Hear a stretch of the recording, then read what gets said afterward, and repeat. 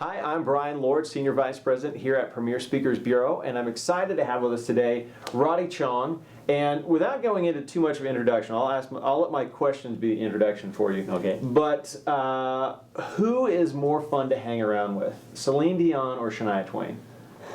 Well, they're both fun, I would say. And how do you know them? Well, yeah, that's part of my story. It's so interesting that how I first started actually here in Nashville with certain bands here, and eventually through mentors that I tried to emulate, wanted to be like them, got an audition with Shania Twain, and I share some of those stories with my speaking. But what happened with the audition, it was so surprising when I was first offered it, was that I asked them, like, do they know what I look like? Because obviously I'm Asian. And but they kind of thought I would fit in, and there's a whole awesome story that what happened in the audition, but eventually I did land that. And that's what I share a lot, that who would have thought of a Chinese man in a country music band. And I mean, obviously Shania is fun, but I think that showed also that she was somebody that wanted to, break down some of those barriers and do things that were differently, and it worked for her. Celine is, her personality type is definitely extrovert, so if she was here, she'd want to know you, and she'd want to know your family, and she'd know their names, and she'd want to know the camera guy, she'd want to know everyone in production. She just has the energy of 15 people, and she's like the Michael Jordan of vocals, so she's absolute pro, yet super humble and personable, and like I said, an extrovert. And what you see is really who she is, a lot of energy, and she's super loving. So, but that's what happened in my life, is that I had the opportunity to tour with both of them at the same time, which really doesn't make sense because it was disruptive for both tours. But they both allowed for it to happen, and so that's how life is sometimes. Sometimes after a mistake, you can trip into a situation that you could have never imagined, and that's part of my backstory. Yeah, and that's one of the things I love about your presentation and kind of what you come across with, because obviously you're an extremely talented musician, and you're coming in to talk to business people, which sometimes doesn't seem to make sense.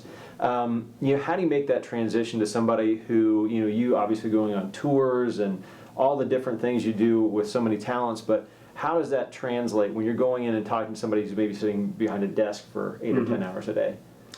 Well, there are principles of performance that I've gotten from just years of touring and performing in front of live audiences, but also getting great coaching.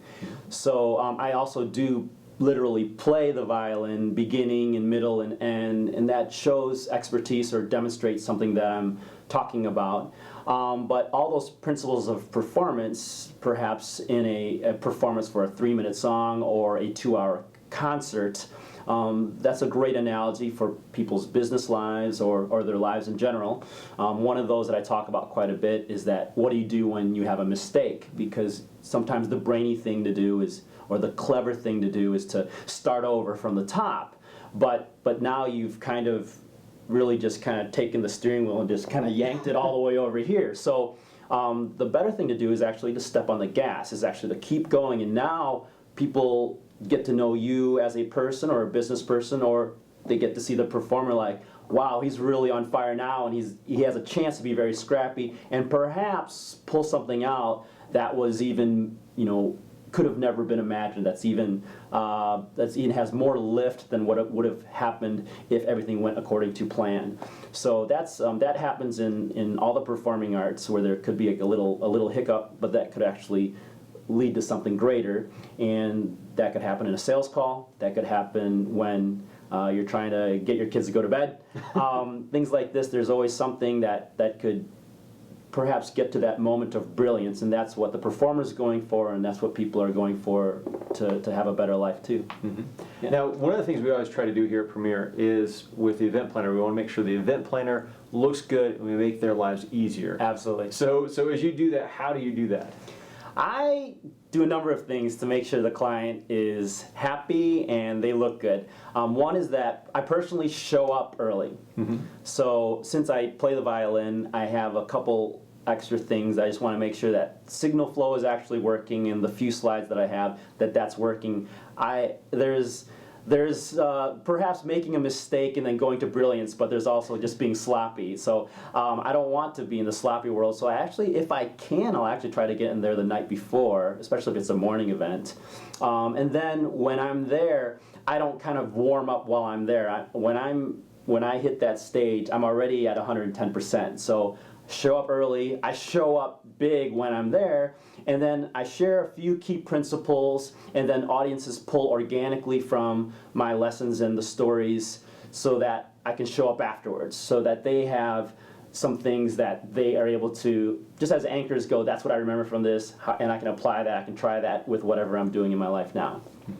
Great. Well, thank you, Roddy, so much for coming on here. And for those of you, watching, you can subscribe to this channel to see more interviews. You can also click on the link below to check out more on Roddy. So, Roddy, thanks so much for coming on. I really appreciate it. Yeah, man. Bye, guys.